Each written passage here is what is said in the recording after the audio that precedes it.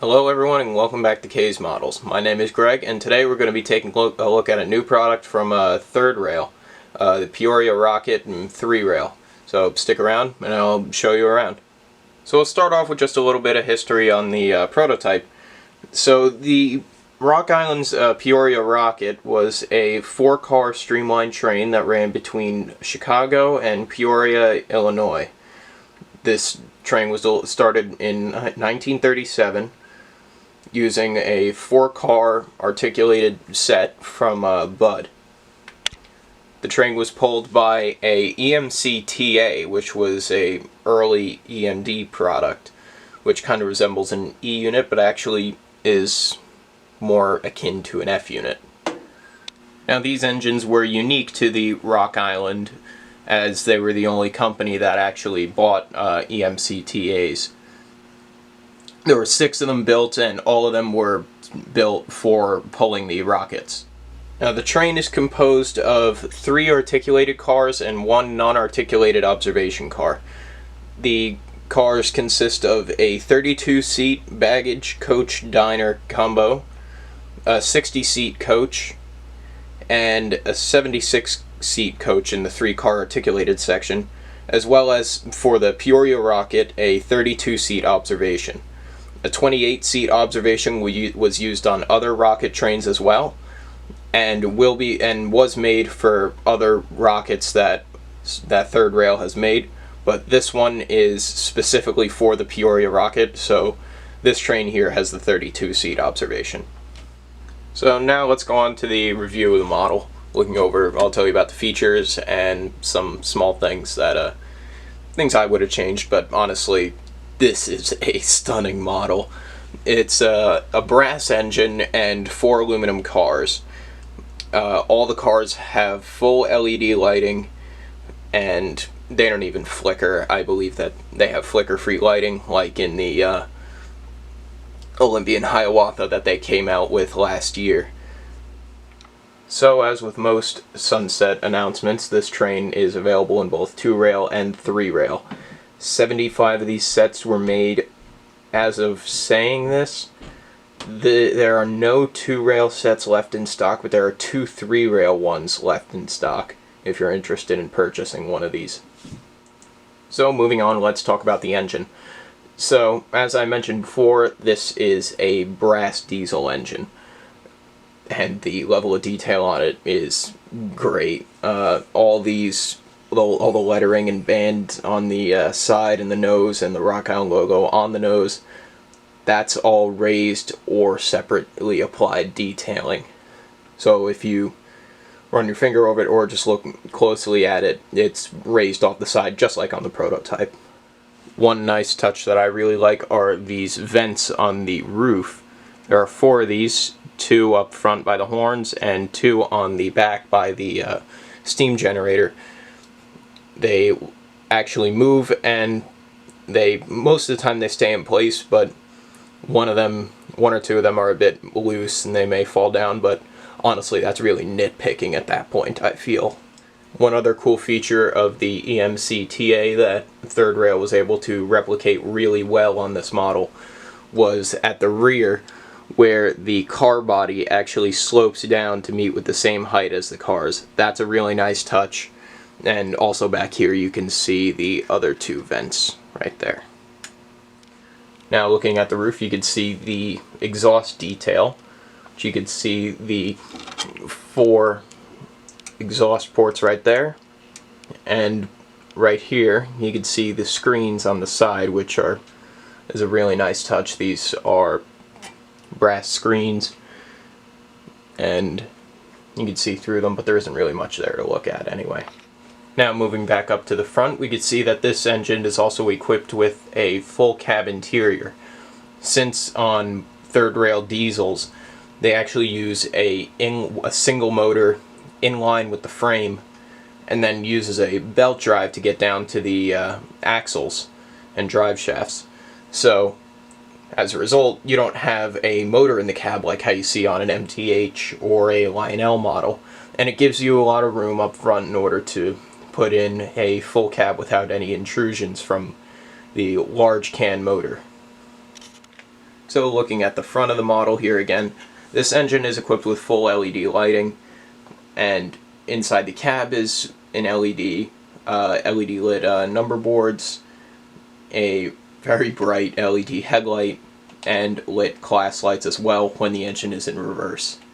I would have liked to see lit class lights when going in forward as well, but you know, there's no reverse light on this engine, so that's really also a limitation of the TMCC system.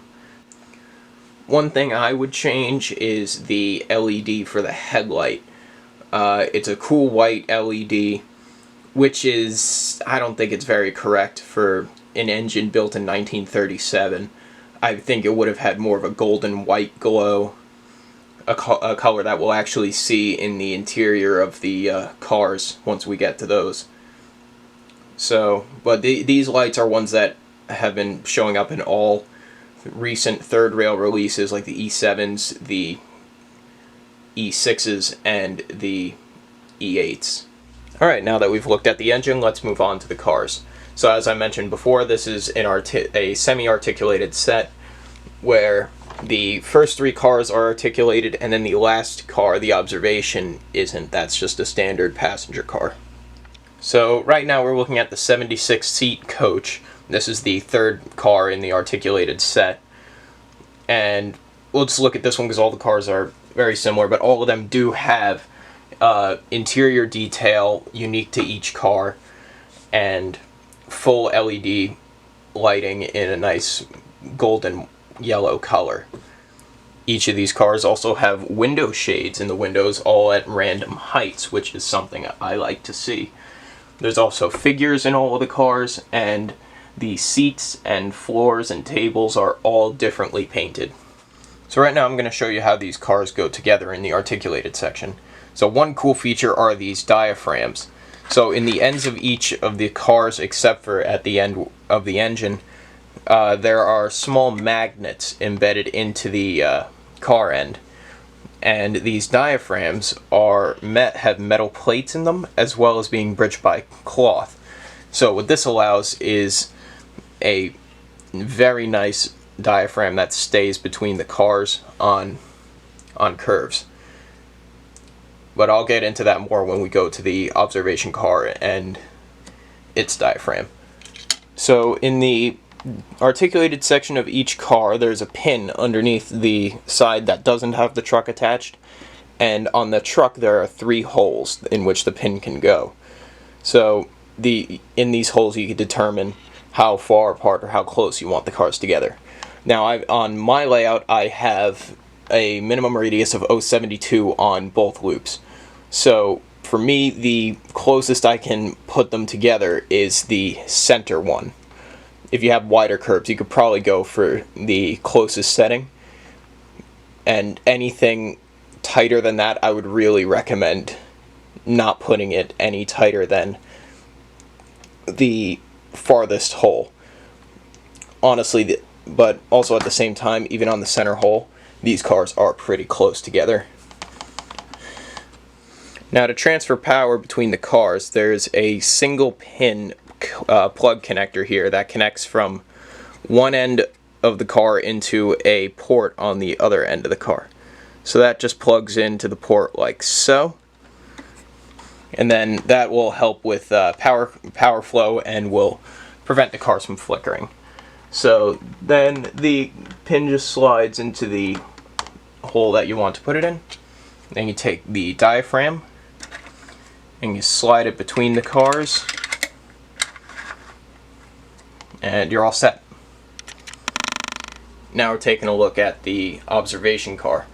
So as you can see, they're like all the other cars. You have individually painted chairs and floors and tables, as well as figures installed in the cars.